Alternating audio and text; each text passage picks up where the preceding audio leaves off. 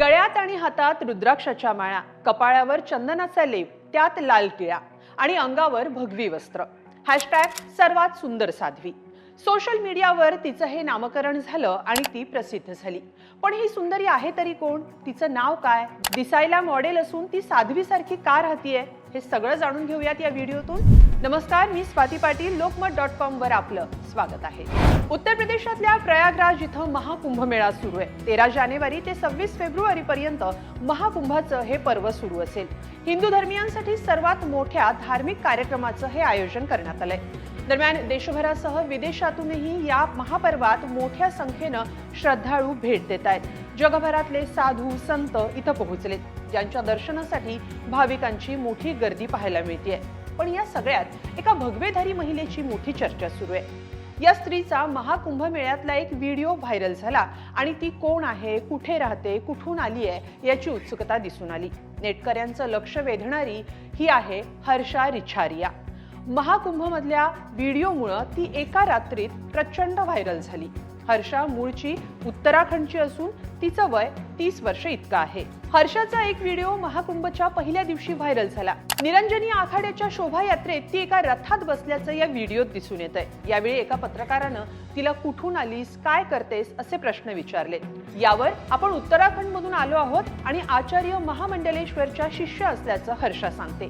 ती पुढे असंही सांगते की आपण 30 वर्षांच्या आहोत आणि आधी मॉडेलिंग आणि अभिनय करायचो, पण आता आपण साध्वीचं जीवन जगत असल्याचं हर्षा या इंटरव्ह्यू मध्ये सांगतेय.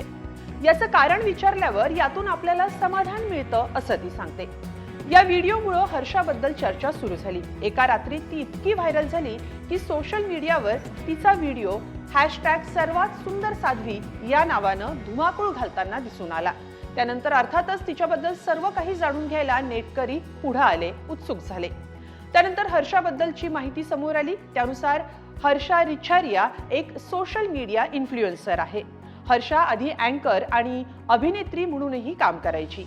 मात्र गेल्या 2 वर्षांपासून तिनं सर्व गोष्टींचा त्याग केलाय. सध्या ती आचार्य महामंडलेश्वर यांची शिष्य असल्याचं सांगतेय.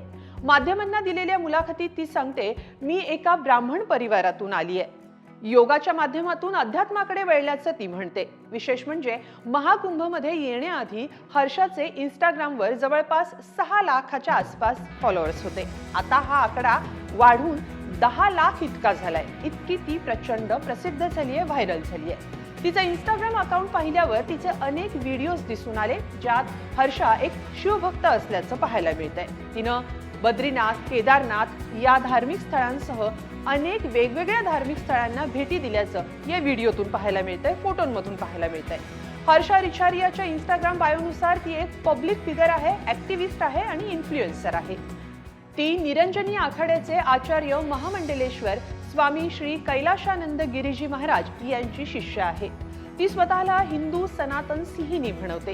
हर्षा ही उत्तराखंडची असून तिचे इंस्टाग्रामवर 10 लाखांहून अधिक फॉलोअर्स सध्या पाहायला मिळत आहेत. हर्षाला टॅटूचीही आवड आहे. तिच्या पायावर टॅटू असल्याचे तिचे फोटो इंस्टाग्रामवर दिसून येत आहेत. हर्षाचे बरेच व्हिडिओज हे सनातन आणि हिंदू धर्माच्या प्रसारासाठी असल्याचंही तिच्या इंस्टाग्राम अकाउंटच्या व्हिडिओमधून दिसून येत आहे, ज्यात तिनं बटोगे तो कटोगे, हिंदू राष्ट्र, वक्फ बोर्ड, बाबरी मस्जिद अशा मुद्द्यांवर भाष्य केलंय. याचसोबत मंत्राचा जप 1008 वेळा केला तर बॉयफ्रेंड सोडून जाणार नाही असा सल्ला देणाराही व्हिडिओ यातून दिसून येतोय. हर्षा देशविदेशात कार्यक्रम होस्ट केल्याचे फोटोही समोर आलेत. पण हे सगळं समोर आल्यावर युजर्सनी हर्षावर टीकाही सुरू केली आहे. पाश्चात्य कपड्यांमध्ये दिसणारे हर्षाचे फोटो पाहून तिचं साध्वीपण ढोंग असल्याचं काहींनी म्हटलंय. यावर हर्षानं स्पष्टीकरण दिलंय. ती म्हणते, मी साध्वी होण्याच्या दिशेनं पावलं टाकतेय, मात्र मी अजून साध्वी झालेली नाहीये. त्यासाठी एक दीक्षा घ्यावी लागते, अनेक विधी करावे लागतात. माझा पोशाख पाहून लोकांनी मला साध्वी असं म्हटलंय, असं तिनं स्पष्ट केलंय. त्यासोबत आपण अध्यात्म, सनातन धर्म आणि संस्कृतीसाठी काम करणार असल्याचंही हर्षा सांगते. पण इतकं ट्रोल झाल्यानंतरही हर्षानं तिच्या अकाउंटवरून तिचा कोणताही फोटो किंवा व्हिडिओ डिलीट केलेला नाहीये, काढून टाकलेला नाहीये. यावर तिला विचारलं असता ती सांगते की माझा हा प्रवास लोकांना कळावा यासाठी मी माझ्या भूतकाळाशी संबंधित फोटो काढून टाकणार नाहीये. पण आता आपण अध्यात्मासाठी काम करणार असल्यानं आपण आनंदी आहोत असंही हर्षा यावेळी नमूद करते. पण महाकुंभमध्ये चेहऱ्याच्या सौंदर्यापेक्षा मनाचं सौंदर्य महत्वाचं आहे. त्यामुळे साधू संतांसोबत शाही स्नान असो की महामंडलेश्वरांच्या रथावर तिला बसू देणं असो, यावर शंकराचार्य स्वामी अविमुक्तेश्वरानंद सरस्वतींनी प्रश्न उपस्थित करत आक्षेप घेतलाय.